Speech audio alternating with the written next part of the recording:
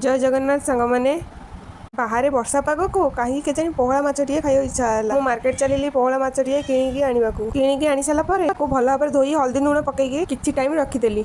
तापर कड़े टिके तेल पकई गरम हो आसिले माछ को छाणिली। तापर माछ गुड़ाक भलसे भाजी हो सारा प्लेट को काढ़ी साइड रखिली। आउ गोटे कड़े तेल पकईकि आलू को छोट छोट पीस करी तेल में पकईकि भाजिली। तापर गोटे कड़े तेल पकईकि टिके जीरा सोरिष सुखिला लंका भूसंग पत्र पान मधुरी पकईकि भल भाव में फ्राए कली।